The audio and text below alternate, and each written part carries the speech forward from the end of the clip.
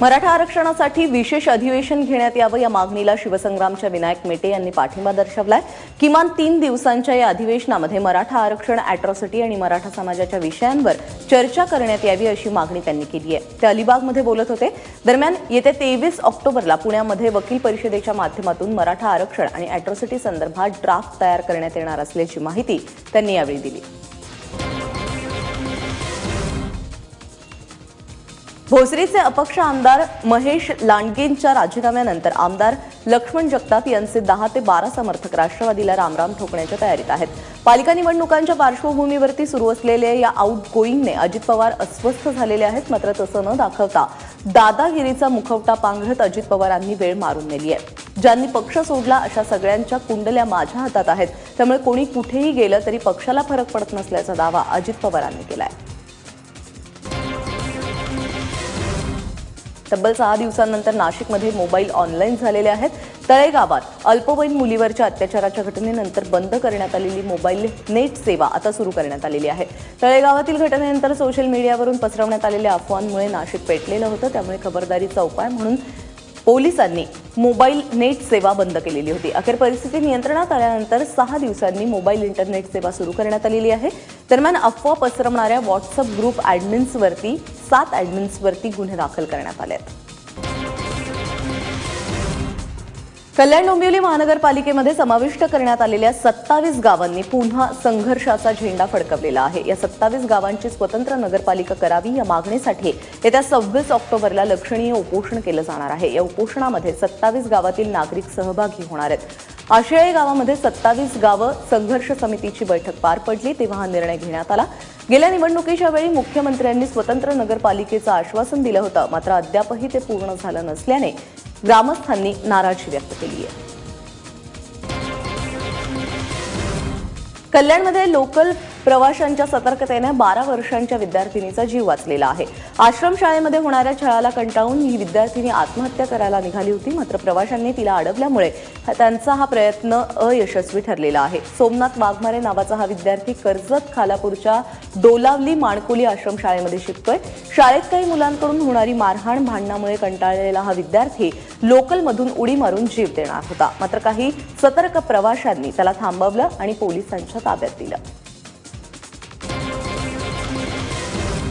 कल्याण railway स्थानकावरती parcel चोरी करणाऱ्या 2 सराईत चोरट्यांना अटक करण्यात आलेली आहे। अमित कुमार सिंग आणि शुभकुमार सिंग अशी या आरोपींची नावं आहेत।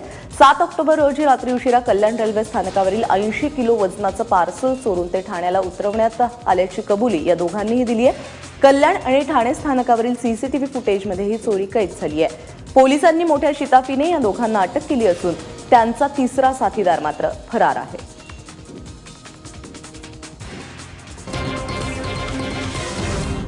अहमदनगर औरंगाबाद रस्त्यावरील शेंडी बायपासजवळ ट्रकखाली चिरडून दुचाकीवरील दोघांचा मृत्यू झालाय।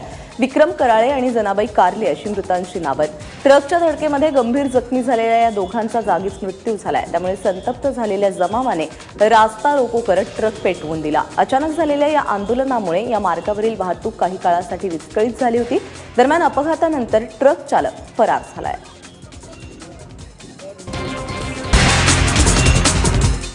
बीसीसीआय आणि संलग्न असोसिएशन्समध्ये जस्टिस लोढा समितीच्या शिफारशी लागू करण्यासाठी सर्वोच्च न्यायालयाकडून सोमवारी अंतिम निर्णय अपेक्षित असून त्याच मुद्द्यावर चर्चा करण्यासाठी बोलावण्यात आलेल्या बीसीसीआयच्या विशेष सर्वसाधारण सभेला नवी दिल्लीत सुरुवात झाली आहे। ही बैठक हॉटेल ताज मानसिंगमध्ये होते। बीसीसीआयचे अध्यक्ष अनुराग ठाकूर यांना सर्वोच्च न्यायालयानं प्रतिज्ञापत्र सादर करण्याचा दिलेला आदेश हा या सभेतल्या चर्चेचा मुख्य मुद्दा असेल। ठाकूर यांनी आयसीसीचे मुख्य कार्यकारी डेव्ह रिचर्डसन यांना लोढा समितीच्या शिफारशींबाबत नेमकं काय सांगितलं होतं याचा खुलासा त्यांना प्रतिज्ञापत्रातून सर्वोच्च न्यायालयासमोर करावा लागणार आहे। न्यूझीलंड विरुद्धच्या कसोटी मालिकेत मिळवलेल्या निर्भेळ यशानं टीम इंडियाचा आत्मविश्वास उंचावला असून आता 5 वनडे सामन्यांच्या आगामी मालिकेवरही निर्विवाद वर्चस्व गाजवण्याचा भारतीय संघाचा प्रयत्न राहील। भारत आणि न्यूझीलंडमधल्या या मालिकेतला सलामीचा सामना उद्या धर्मशालात खेळवण्यात येईल। विराट कोहलीच्या टीम इंडियानं न्यूझीलंड विरुद्धच्या कसोटी मालिकेत 3-0 असा विजय मिळवून आयसीसीच्या क्रमवारीत भारताला अव्वल स्थान मिळवून दिलं। आता महेंद्रसिंग धोनीच्या नेतृत्वाखालीही आयसीसीच्या वनडे सामन्यांच्या क्रमवारीत एक पाऊल पुढे टाकण्याचा भारतीय संघाचा प्रयत्न असेल। टीम इंडियानं 5 वनडे सामन्यांची ही मालिका 4-1 अशी जिंकली तर आयसीसीच्या क्रमवारीत भारताला 4थ्या स्थानावरून 3ऱ्या स्थानावर दाखल होता येईल।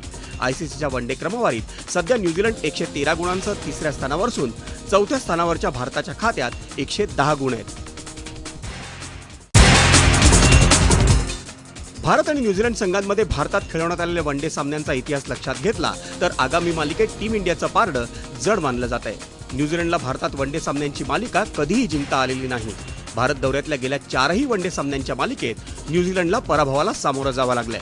तसंच उभय संघांमध्ये आजवर जगभरात खेळवण्यात आलेल्या 93 सामन्यांमध्येही भारताच्या गाठीशी 46 विजय आणि न्यूझीलंडच्या गाठीशी 41 विजय अशी कामगिरी आहे. अर्थात उभय संघांमधल्या अखेरच्या 5 वनडे सामन्यांमध्ये मात्र न्यूझीलंडनं 4 विजय मिळवले असून एक सामना टाय झाला होता. भारताचा 2 ऑलिम्पिक पदक विजेता पैलवान सुशील कुमार आता वर्ल्ड रेसलिंग एंटरटेनमेंट म्हणजे WWEच्या रिंगणात शड्डू ठोकण्यासाठी उत्सुक असल्याचं वृत्त आहे. हिंदुस्तान टाइम्स या दैनिकानं दिलेल्या बातमीनुसार WWEचे अधिकारी कॅनियन केमन यांनी सुशील कुमारशी चर्चा करून त्याला WWEमध्ये सहभागी होण्याची विनंती केली आहे. सुशील कुमारनं हा करार केला तर WWEमध्ये खेळणारा तो दुसरा भारतीय ठरेल. याआधी दलीप सिंग राणा म्हणजेच तुम्हा आम्हाला माहीत असलेला द ग्रेट खली WWEमध्ये सामील झाला होता आणि त्यानं मोठी ख्यातीही मिळवली. पण खलीनं 2014 सालच्या सुमारास WWEला रामराम ठोकला आणि या प्रकाराच्या भारतातल्या लोकप्रियतेत घसरण झाली. त्यामुळे WWE एका लोकप्रिय भारतीय पैलवानाच्या शोधात आहे. सुशील कुमारच्या रूपात WWEला तो पर्याय मिळू शकतो. सुशील कुमार हा सध्या 33 वर्षांचा असून एक पैलवान या नात्यानं आंतरराष्ट्रीय कुस्तीतली त्याची कारकीर्द आता अखेरच्या वळणावर आहे. त्याचवेळी WWE सोबतचा संभाव्य करार सुशील कुमारची आर्थिकदृष्ट्या भरभराट करू शकतो. भारताच्या अजय जयरामनं सलग तिसऱ्यांदा डच ओपन बॅडमिंटन ग्रांप्रीच्या प्रीच्या उपांत्य फेरीत धडक मारली. त्याने या स्पर्धेच्या उपांत्यपूर्व फेरीत ब्राझीलच्या इगोर कोएलो डी ऑलिव्हियावर 21-15, 21-18 असा सरळ गेम्समध्ये विजय मिळवला. अजय जयरामसमोर उपांत्य फेरीत डेन्मार्कच्या 5व्या मानांकित आंद्रेस अँटोनसेनचं आव्हान असेल. अजय जयरामनं 2014 आणि 2015 अशी सलग 2 वर्षे डच ओपनचं विजेतेपद मिळवलं होतं. त्यामुळे अजयला यंदा डच ओपनमध्ये हॅट्रिक साजरी करण्याची संधी आहे. त्या पराक्रमापासून आता तो केवळ 2 पावलं दूर आहे. प्रणव जेरी चोप्रा आणि एन सिक्की रेड्डी या भारतीय जोडीनं डच ओपन ग्रांप्रीच्या मिश्र दुहेरीची उपांत्य फेरी गाठली. चौथ्या मानांकित प्रणव आणि सिक्की जोडीनं फ्रान्सच्या रॉनन लॅबर आणि ऑड्री फॉन्टेन या जोडीवर 21-10, 10-21, 21-17 अशी मात केली. आता उपांत्य फेरीत प्रणव आणि सिक्की जोडीची डेन्मार्कच्या सोरेन ग्रॅव्होल्ट आणि मायकेन फ्लोरगार्डची गाठ पडेल. प्रणव आणि सिक्कीनं ब्राझील आणि रशियामध्ये नुकत्याच झालेल्या ग्रांप्रीत मिश्र दुहेरीचं विजेतेपद मिळवलं होतं. दरम्यान भारताच्या बी सुमित रेड्डी आणि मेघना जाक्कमपुडीचं मिश्र दुहेरीतलं आव्हान उपांत्यपूर्व फेरीत संपुष्टात आलं. त्यांना जर्मनीच्या मार्विन एमिल सिडेल आणि बिर्गिट मिचेल्सकडून 7-21, 10-21 अशी हार स्वीकारावी लागली.